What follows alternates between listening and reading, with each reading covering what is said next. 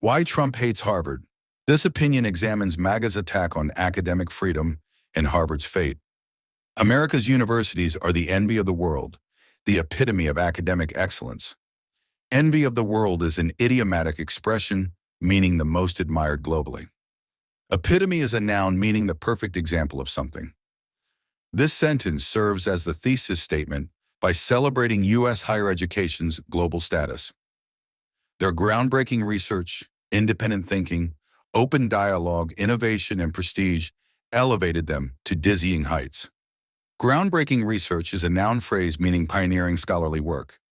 Independent thinking is a noun phrase referring to forming one's own views. And open dialogue is a noun phrase meaning free and honest exchange of ideas. Dizzying heights is an idiomatic expression meaning extremely high status. This sentence illustrates how intellectual excellence propelled U.S. universities to prominence. Although a hard crash landing is now imminent, young people everywhere still keep hoping and dreaming of admission into one. Hard crash landing is a metaphor comparing decline to a violent airplane descent. Imminent is an adjective meaning about to occur very soon.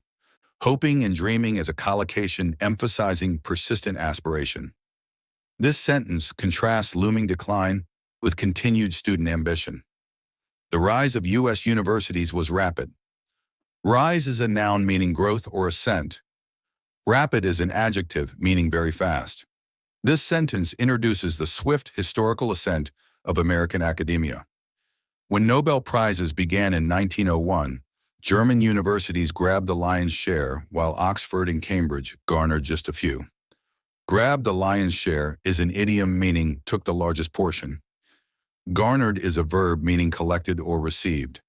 This sentence provides historical context by showing early European dominance in awards. America was then better known for its cow colleges, with their ice cream and football jocks. Cow colleges is a colloquial term mocking U.S. agricultural schools. Football jocks is slang for athletic students prioritizing sports over scholarship. This sentence contrasts America's past academic image with its later scholarly rise. Few cared about books and learning. Cared about is a phrasal verb meaning paid attention to. This sentence emphasizes the early American indifference to serious study. But after 1939, European academics fleeing Hitler's wrath brought to the land of cowboys a mature university culture. Fleeing Hitler's wrath is an idiom for escaping Nazi persecution. Land of Cowboys is an idiomatic nickname for the USA. University culture is a noun phrase meaning academic norms and values. This sentence illustrates how refugee scholars transformed U.S. higher education. A decade later, Harvard, MIT, Columbia, Stanford, and other big schools were scooping up most Nobel Prizes, Fields Medals, Turing Awards, Pulitzer Prizes, and other accolades. Scooping up is a phrasal verb meaning winning in large numbers. Fields Medals, Turing Awards, Pulitzer Prizes are jargon for top honors in specific fields. This sentence highlights U.S. universities' mid-century dominance in major awards. America's economy skyrocketed as universities spun off enterprises like Google, Intel, Coke, and Dell. Skyrocketed is a verb meaning rose dramatically. Spun off is a phrasal verb meaning created independent companies from academic research. This sentence connects university innovation to rapid economic growth. Just one word tells why there cannot be a Pakistani Harvard now, or in the foreseeable future. Foreseeable future is a noun phrase meaning the period one can reasonably predict. This sentence teases that a single concept explains Pakistan's academic shortcomings. And then came a felon, convicted under American law, currently President of the United States, who decided his country must be shot in the foot to make America great again. MAGA. Felon is a noun meaning someone convicted of a serious crime. Shot in the foot is an idiom meaning to harm one's own interests. Make America great again. MAGA is political jargon and a slogan. This sentence introduces Trump as a self-sabotaging leader undermining U.S. institutions. Behind him stand millions of Bible belters, pot-bellied Budweiser-drinking football watchers, and assorted white American losers who blame Mexicans, Muslims, and black welfare mothers for their long downward slide. Bible Belters is a colloquial term for deeply religious, often Southern Americans. Pot-bellied is an adjective describing someone with a large belly. Welfare mothers is a pejorative phrase targeting low-income black women. This sentence illustrates Trump's base as disaffected white voters scapegoating minorities. In 2024, J.D. Vance, now vice president, declared professors are the enemy, adding, "We have to honestly and aggressively attack the universities in this country." Professors are the enemy is a hyperbolic slogan framing academics as adversaries. Aggressively attack is a collocation meaning to forcefully oppose. This sentence highlights MAGA leaders' explicit intent to dismantle higher education. MAGA's White House crew forbade universities from discussing equity, diversity, race, affirmative action, climate change, vaccine efficacy, wildlife protection, or anything considered woke. Equity, diversity, race, affirmative action are social justice jargon for policies promoting inclusion. Vaccine efficacy is a technical term meaning the effectiveness of a vaccine. Woke is a slang adjective used derisively for progressive ideals.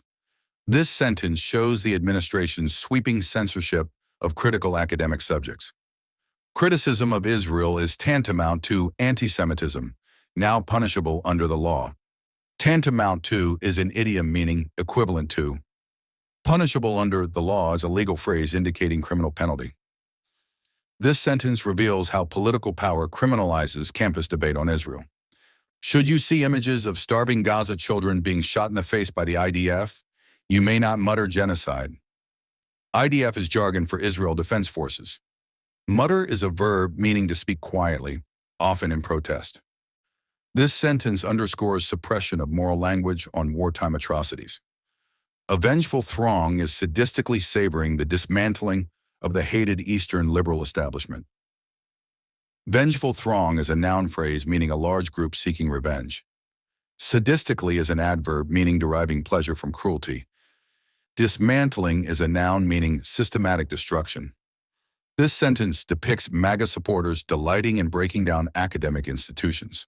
75% of U.S. scientists are considering leaving the country, according to a March 2025 survey conducted by the prestigious science journal Nature. Prestigious is an adjective meaning highly respected. This sentence conveys that fear of political interference is driving researchers to emigrate. Once proud Columbia University has eaten humble pie, agreeing to pay $220 million in damages to the U.S. government plus $21 million to Jewish employees who were unlawfully targeted and harassed. Eaten humble pie is an idiom meaning to admit error and apologize. This sentence shows Columbia's costly capitulation under political pressure. Pro-Palestinian protests are banned, the curriculum changed, and new faculty members in the Middle Eastern Studies Department must be affiliated with the Institute for Israel and Jewish Studies. Curriculum is a noun meaning course of study. Affiliated with is a phrasal verb meaning officially connected to.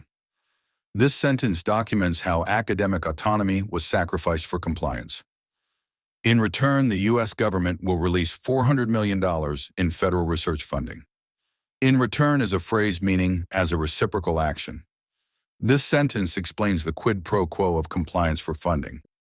Columbia's shameful capitulation to MAGA's extortion put Harvard next in the line of fire. Capitulation is a noun meaning surrender under pressure. Extortion is a noun meaning coercive demands. This sentence indicates Columbia's concession emboldened Trump's actions against Harvard. Trump ordered withholding of $9 billion in government funds from Harvard and revoked its eligibility to host international students. Withholding is a gerund meaning refusing to provide. Revoked is a verb meaning officially cancel. This sentence outlines Harvard's severe financial and operational penalties. Students panicked, and Harvard responded by filing multiple challenge lawsuits. Panicked is a verb meaning reacted with sudden fear. Challenge lawsuits is a noun phrase meaning legal actions disputing orders. This sentence describes Harvard's recourse through the courts. Hundreds of less well-endowed universities nervously await the court decisions, knowing the axe could fall on them. Less well-endowed is a phrase meaning having fewer financial resources. The axe could fall is an idiom meaning face sudden punishment. This sentence suggests many institutions fear similar sanctions. Harvard is certainly no paragon of virtue and has a chronically weak spine.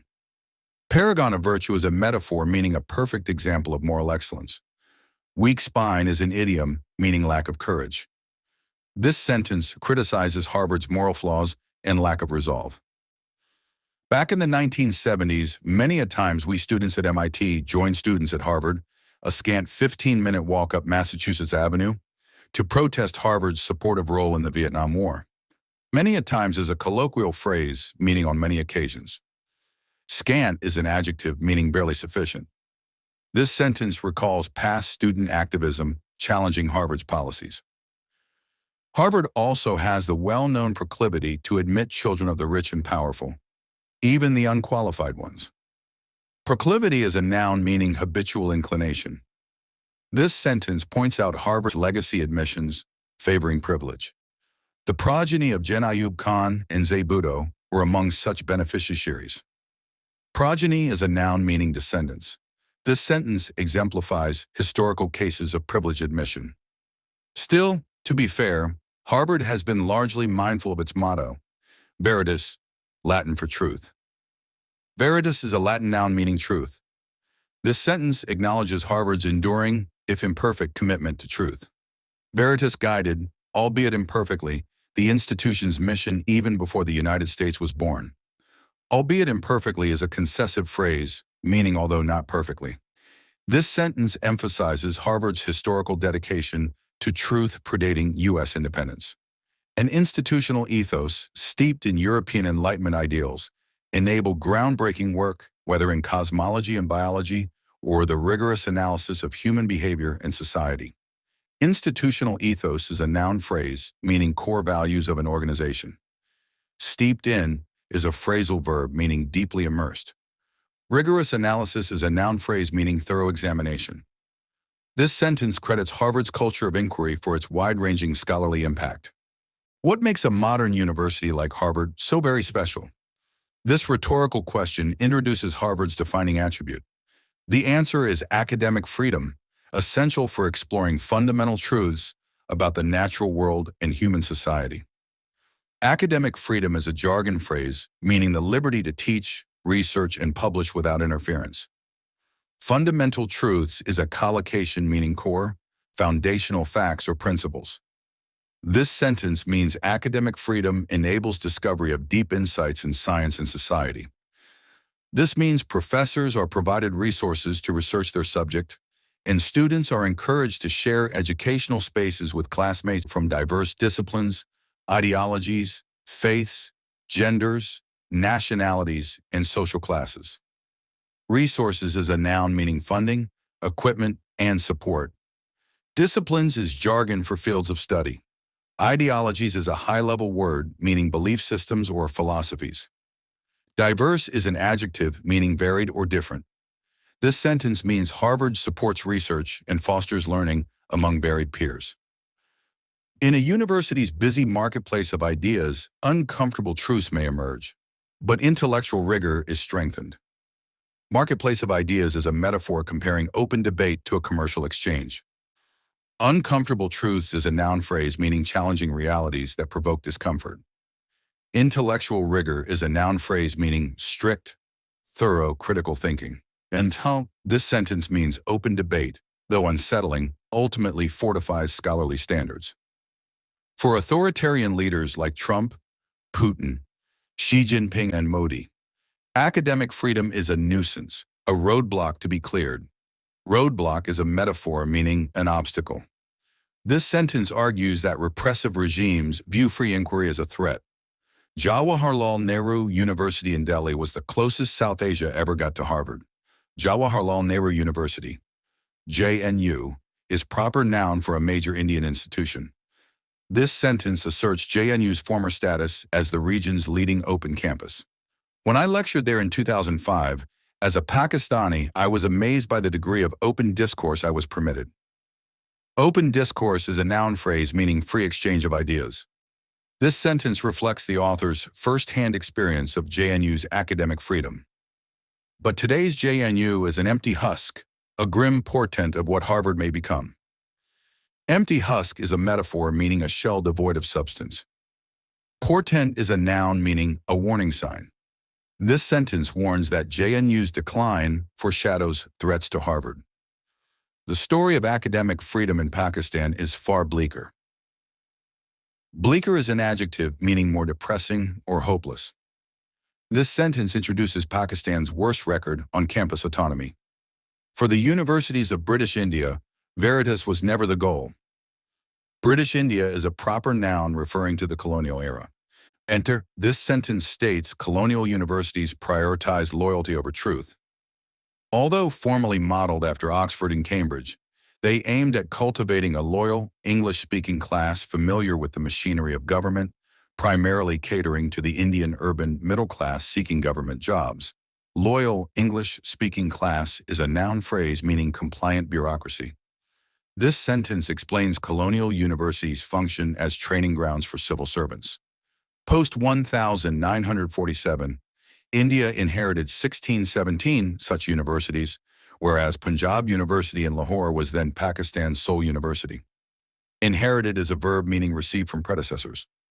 This sentence contrasts India's multiple campuses with Pakistan's singular institution at independence. Punjab University's education quality, although fairly decent by the academic standards of those times, spiraled down as Hindu professors fled to India and English professors sailed back home. Spiraled down is a phrasal verb meaning decline rapidly. This sentence attributes faculty loss post-partition to the decline in teaching quality.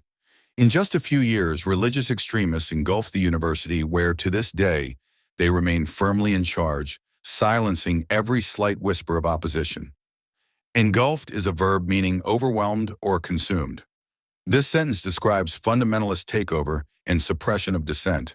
Today, Pakistan has hundreds of so-called universities.